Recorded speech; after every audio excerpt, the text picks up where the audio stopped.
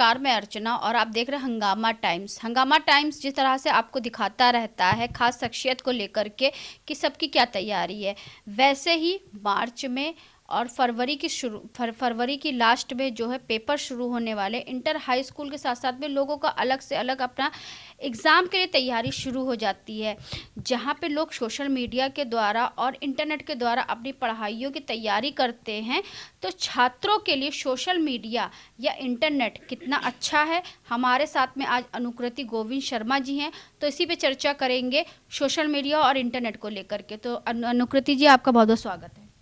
Thank you so much हंगामा times, मुझे आपके शो पर आमंत्रित करने के लिए बहुत बहुत धन्यवाद।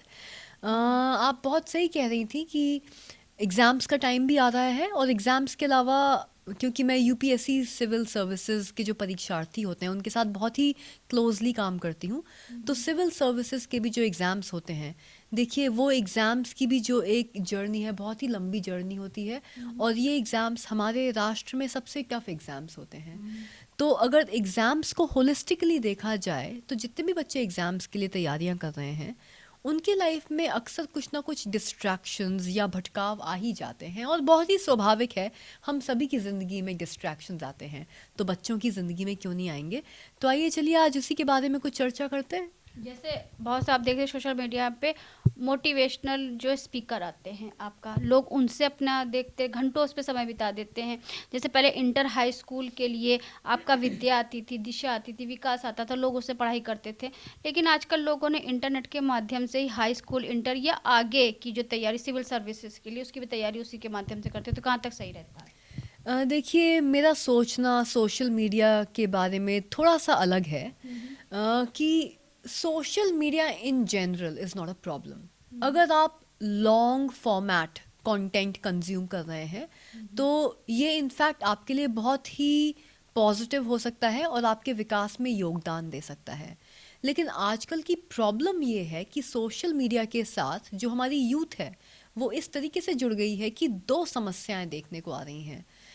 क्योंकि मैं एक शिक्षिका हूँ तो मैं देखती हूँ कि स्टूडेंट्स में एक तो अटेंशन स्पैन की कमी आ रही है, और जैसे कि आपने बोला कि दिन में 5 से 6 घंटा सोशल मीडिया कंजम्पशन खा जाता है। आजकल आप ये नहीं पाएंगे कि स्टूडेंट्स लॉन्ग फॉर्मेट कंटेंट देख रहे हैं। अगर आप 1 या 2 घंटे का कोई लेक्चर वीडियोस देख रहे हैं या लेक्चर सीरीज देख रहे हैं तो जाहिर सी बात है कि इससे आपकी प्रिपरेशन में, आपकी पढ़ाई में फ़ायदा ही होगा। लेकिन आजकल के बच्चे आप तो खुद ही देख रही हैं कि इंस्टाग्राम की रील्स हो गए या यूट्यूब के शॉर्ट्स देख रहे हैं, जिसको हम शॉर्ट फॉर्म कंटेंट बोलते हैं। यानी कि एक लंबे वीडियो में से आपने 60 सेकंड या 90 सेकंड निकाल के एक रील बना दी। जो बच्चा 60 सेकंड या 90 सेकंड के लिए किसी को झेल नहीं पा रहा, वो लॉन्ग फॉर्म कंटेंट तो छोड़िए, वो 40 मिनट की क्लास में भी क्या बैठ पाएगा।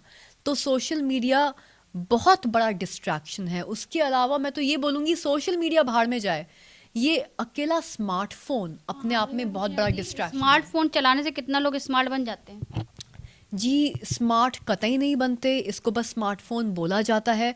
मैं स्टूडेंट से हमेशा एक ही चीज़ कहती हूँ और मैं आपके चैनल के माध्यम से, अगर स्टूडेंट्स देख रहे हैं ये वीडियो, तो अगर आपकी परमिशन हो तो सबको एक चैलेंज देना चाहूँगी आज, कि आप जब पढ़ाई कर रहे हैं, अपने एग्ज़ाम्स के लिए प्रिपेयर कर रहे हैं, तो आप जिस टेबल पे बैठे हैं ना, आप अपने फ़ोन को दूसरे कमरे में रख दीजिए और पढ़ाई करते रहिए।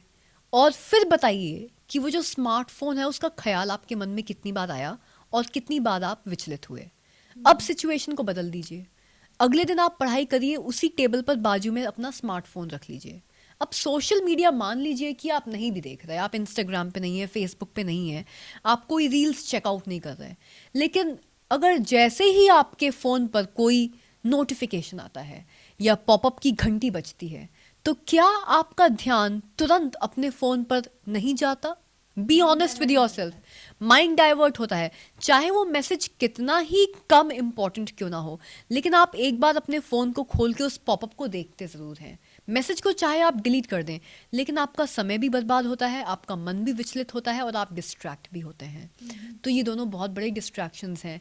और रिश्तों से कितने दूर होते हैं? तीसरा तो रिश्ते, आपने अलग कॉन्टेक्स्ट में बोला है, मैं तो यहाँ रिलेशनशिप्स की बात कर रही हूँ। लेकिन देखिए, मैं अपने स्टूडेंट से कभी ये नहीं कहती कि आप रिलेशनशिप्स में मत पड़िए, गर्लफ्रेंड बॉयफ्रेंड मत बनिए किसी के, या मत बनाइए। देखिए, आपकी उम्र में रिलेशनशिप्स नहीं होंगे तो किसकी उम्र में होंगे? तो ये मैं कभी अपने स्टूडेंट से नहीं कहती कि साधु संत बन जाओ, तपस्वी बन जाओ और रिलेशनशिप्स आप मेंटेन मत करिए। नहीं, रिलेशनशिप्स मेंटेन करिए, बस कुछ चीज़ों का ध्यान रखिए कि बॉलीवुड में जैसे कॉलेजेस की इमेज आप तो जानती हैं, करण जौहर की मूवीज आती रहती हैं, आई एम सॉरी, लेकिन कॉलेजेस की इमेज कितनी ख़राब है। वैसे ही बॉलीवुड ने रोमांस की छवि को भी बहुत ख़राब कर दिया है। बिल्कुल रोमांस को एक बिल्कुल हार्मोनल या इमोशनल एंगल दे दिया है। लेकिन आपका रिश्ता जिसके साथ भी है, वो रिश्ता आप कोर ह्यूमन वैल्यूज़ के बेसिस पर बनाइए, यानी कि आज जो आपके मूल मानव मूल्य हैं उनके बेसिस पे बनाइए ना। और प्यार अगर आपको किसी से है तो वो बहुत ही चैतन्य भाव से होना चाहिए। Love should be a conscious choice, it should not be driven by your hormones और इमोशंस। कहने का मतलब ये है कि do not allow your emotions to hijack your intelligence when you are forming a relationship.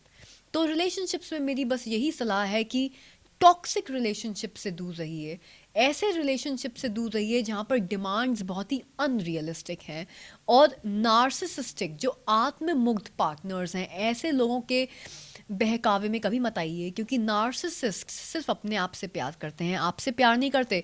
वो आपको लव बॉम्बिंग तो बहुत करेंगे, ये रिश्ते का प्रथम चरण होता है, लेकिन अगले ही स्टेज में आपके साथ पुश एंड पुल वाला पावर प्ले खेलने लगते हैं। फिर आपको प्यार नहीं करेंगे, आपको इग्नोर करेंगे। फिर आप उस अगले दौर का इंतज़ार करेंगे जब आपको कॉल आएगा, मैसेज आएगा, आप दिन भर अपना फ़ोन चेक करते रहोगे, मैसेज नहीं आया, वो ऑनलाइन है। लव बॉम्बिंग के बाद वो आपसे दूर हो जाएंगे, फिर आपके पास दोबारा वापस आएंगे तो आपको लगेगा हा इससे अच्छा इंसान तो कोई है ही नहीं, फिर आपसे दूर हो जाएंगे।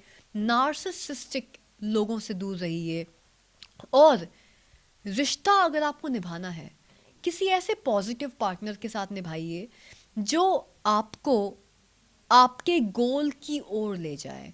यानी कि जो आपका गोल है, चाहे वो शिक्षा में हो, चाहे वो करियर के प्रति हो, उस गोल से आपको डिस्ट्रैक्ट ना करे। अगर कोई ऐसा पार्टनर है जो आपको आपके गोल से डिस्ट्रैक्ट कर रहा है, उससे दूर लेके जा रहा है, तो इससे तो बेहतर है कि कोई रिश्ता ही ना हो। लेकिन अगर आपका पार्टनर अच्छा है, पॉजिटिव है, कोऑपरेटिव है, तो हाँ, एग्ज़ाम्स की प्रिपरेशन की जो प्रक्रिया है, ये जो पूरी जर्नी है, कभी कभी अर्चना जी इतनी टफ हो जाती है कि ये पूरी जर्नी बहुत ही लवेबल और लिवेबल बन सकती है अगर आपके साथ एक पॉजिटिव और सकारात्मक सोच वाला पार्टनर हो जो जेन्युइनली आपके लिए भला चाहता हो और आपको सपोर्ट भी करता हो। तो relationships are not bad as long as they are not toxic and as long as the demands are not unrealistic. Exam के टाइम पे कितने देर तक पढ़ाई करनी चाहिए? देखिए, बात घंटों की नहीं है, बात क्वालिटी की है। अगर आप 15 घंटा कुर्सी पे बैठ रहे हैं लेकिन आपकी रिटेंशन जो है वो सिर्फ 4 घंटे ही हो रही है, आपका आउटपुट 4 घंटे का है, तो इससे तो बेहतर है कि आप 6 घंटा कुर्सी पे बैठें और 4 घंटे का आउटपुट तैयार करें। तो ज़्यादा घंटे कुर्सी पे बैठना इम्पोर्टेंट नहीं है। क्या इम्पोर्टेंट है वो ये है कि आपने कितना रिटेन किया, आपने कितना सोचा, कितना समझा, कितना समझने का प्रयास किया और कितना आप रिटेन कर पाए। तो पिछले वर्ष जो पेपर हुए तो उसका क्या आपके रिजल्ट के द्वारा क्या पता चला? रिजल्ट्स तो जाए भाड़ में, लेकिन ये अपने आप में एक बीमारी है। जो स्टूडेंट्स को बार बार रट लगा के बताया जाता है कि पुराने पेपर्स पे काम करो, पास्ट पेपर्स पे काम करो। देखिए, प्रीवियस क्वेश्चन पेपर्स पे काम करने के मैं खिलाफ नहीं हूँ। It is important to notice the trends, क्या ट्रेंड्स रहे हैं और पिछले सालों में एग्जामिनेशन के पैटर्न्स क्या रहे हैं। लेकिन आप बस ये एक आध बार करिए, लेकिन आपकी जो पूरी प्रेपरेशन होती है, ये अगर आप सिर्फ प्रीवियस पेपर्स के ऊपर फोकस कर देंगे तो माइंड यू आपकी जो पूरी एग्ज़ाम की प्रेपरेशन है वो होलिस्टिक नहीं रह जाएगी। आपको दिन में अपना समय इस तरीके से बांटना है, 8 आपको एक्टिव लर्निंग करनी है, यानी कि आपको सोचना है, समझना है सक्रिय रूप से, और प्रयास करना है कि आप और चीज़ों को समझ पाएं, अपने नोट्स बनाएं, अपनी खुद की रिसर्च करें।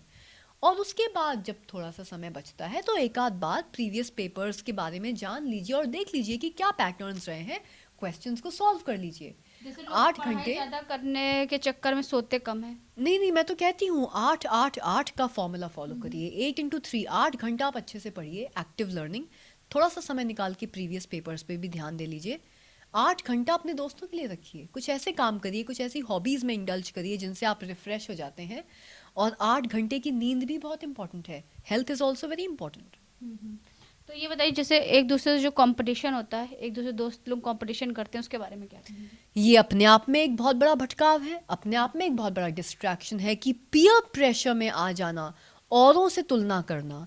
तो अगर आप अपने आप को और अपने विकास को और अपनी प्रोग्रेस को औरों के साथ एक तुलनात्मक दृष्टिकोण से देखने लगेंगे तो आप बहुत ही ज़्यादा नेगेटिविटी, एंग्जाइटी, स्ट्रेस और सेल्फ डाउट के मकर जाल में फंस जाएंगे। देखिए, आपकी प्रोग्रेस है, सामने वाले की है। Each and every student is unique. हम सब इंडिविजुअल्स हैं, हम सब यूनिक हैं, हम सबके पढ़ने का तरीका अलग है, हम सबको अलग अलग समय चाहिए पढ़ने का और रिटेन करने का। मैंने कुछ ऐसे बच्चे देखे हैं जो 2 घंटे में सारी पढ़ाई निपटा लेते हैं, और मैंने कुछ ऐसे भी बच्चों को देखा है जिनको 2 घंटे से, जाहिर सी बात है, ज़्यादा समय चाहिए होता है। So you should be never comparing your studies and your progress with the progress of other students.